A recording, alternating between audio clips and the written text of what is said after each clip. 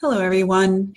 This is Danica Joan at Custody Matters. I am your child custody coach. So today's topic, we're talking about the impact of school breaks on visitation. So there's a couple of things coming up. Obviously, this coming weekend is Easter weekend. So many times, most schools are offering a 3-day weekend at the very least. And then some of us, actually, it's connected with spring break. Some, depending on your school district, sometimes they try to put a gap between spring break and Easter break to kind of differentiate between a religious holiday weekend and a spring break holiday. Either way, throughout the school year, you're going to find yourself having to deal with 3-day weekends and different kinds of holidays and stuff like that. And that definitely brings some contentiousness in your co-parenting relationship, especially if something is not completely spelled out. And then, of course, there's always that person who it doesn't really matter what's been spelled out in their parenting plan. They're going to do what they're going to do. So, like I told you, I think in a video or two prior, the biggest thing is to, first, don't let it take up space in your head.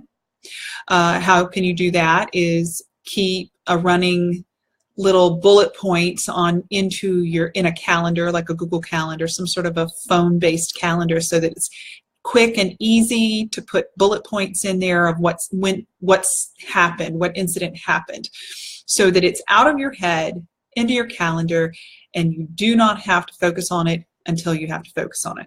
So that's one thing. The best thing is, and of course, understanding, don't get hooked and triggered by all of the tactics, the games that people play, because they will play the games. And let's talk about the good side of these 3-day holidays, because I know that, or whether it's a 3-day weekend, or it's a spring break or summer break or whatever, it's very important that this is a great opportunity if it's your time to spend the majority of the holiday with your child.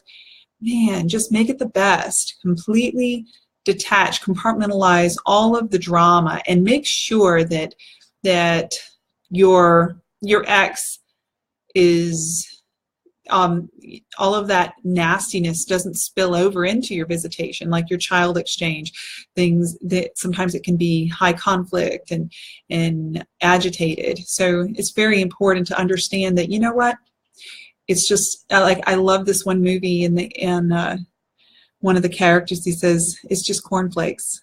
It just doesn't really mean anything. That whatever they do, whatever snide remark they make, however they want to do to wreck your extra time with the child, do not let them steal your peace. And they may even be the kind of person that wants to make sure that you're hanging in limbo and wondering if you're even going to get your designated time with the child. So just you gotta, I know, just don't let it take up space in your head.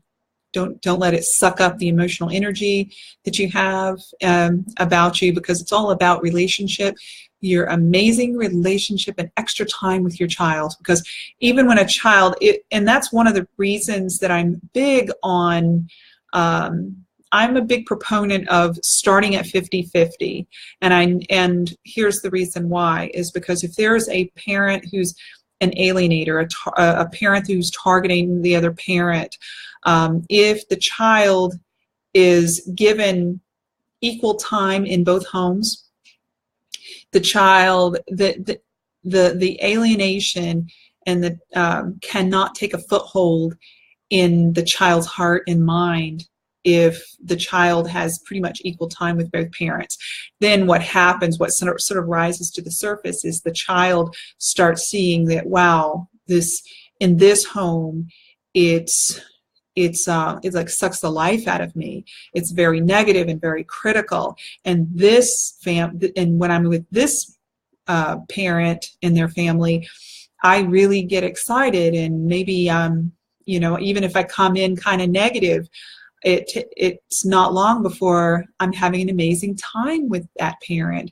And it has nothing to do with what sabotage, what the other parent did to generate that. It's truly you creating your own environment for your child. So a lot of times, if you happen to be the one that has the lesser of the time sharing during this spring break and Easter break and 3-day weekends and stuff like that, this is a great opportunity for you to recapture that relationship and build in them the love and the that you have for that child. And it's a good time for you to plant good seeds.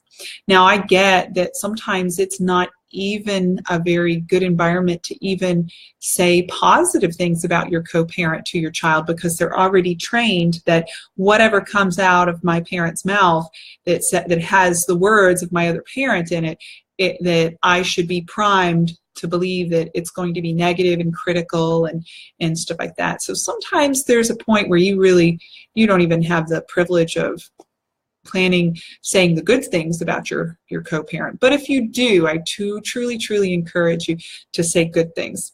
Now, a lot of times in these situations, there's the want for negotiating the terms with your co-parent in maybe this whole week-long break is not going to be conducive for you to be able to keep them for the whole week without the child going into daycare or whatever. And it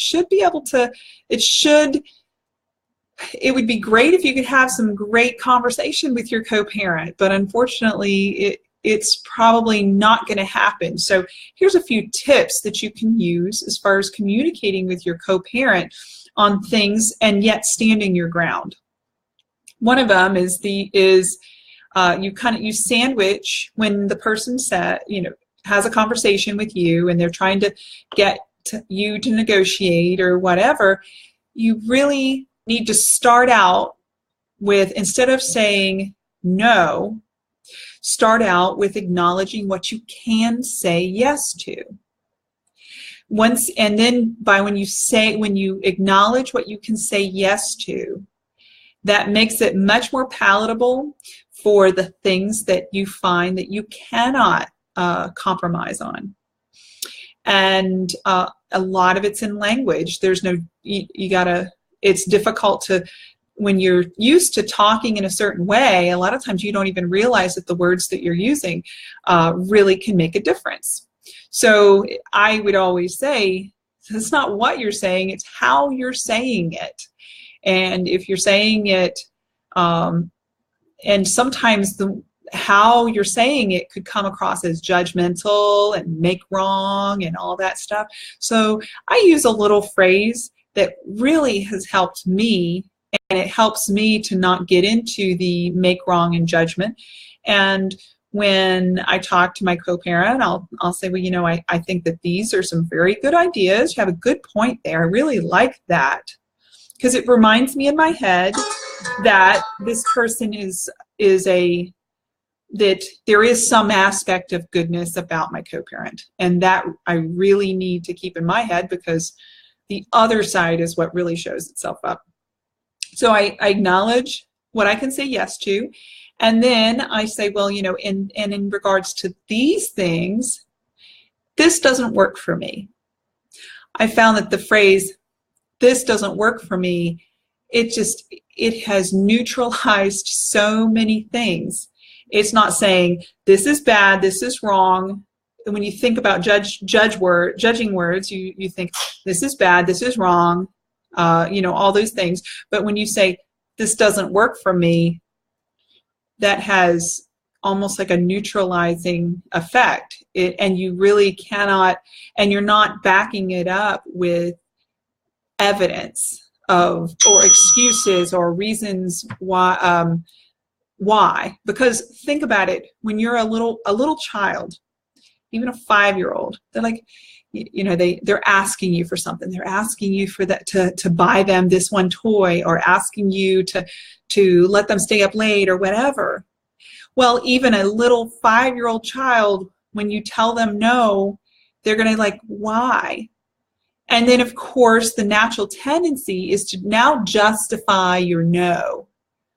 And the moment you justify your no, now you've given them power and you've lost your power. So in co-parenting situations, if something is, you're not in alignment with whatever they're proposing, and if you say, no, I don't want to do that, and then they say, and then what are they going to do? They're going to follow it up with, well, why? And then you're going to want to say, well, because of this and this and this and this. So now you've given your power away, and you've lost you've lost, and you didn't need to give it away. But if you said, you know what, it just, exchanging at 4 o'clock on Tuesday instead of 9 a.m., it just doesn't work for me. So you're not giving them tools to gain more leverage. So that's that. So just to wrap this up, I just wanted to really get you present to the fact that we've got Easter coming up this weekend, and that can be an amazing memory. I hope what I try to do, I have a 3-year-old granddaughter, and I try to send her a little bit of something just to let her know that she was acknowledged, and she lives very far away from me, and you know, just even though I don't get to see her all the time, I really want her to know that I've been thinking about her. So I try to do that, and then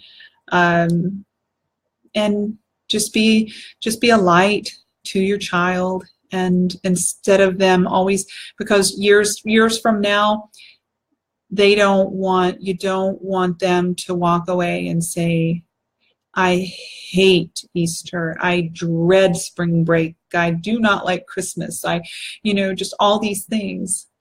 And document, get it out of your head, put it on a calendar that you don't have to visit. After you dump it out of your head, you don't have to visit it again. All right, so I hope you have a wonderful holiday weekend. If you honor Easter, happy Easter. And if you don't, enjoy that extra day. And I hope you have a great day, and we will talk to you on Monday. Bye.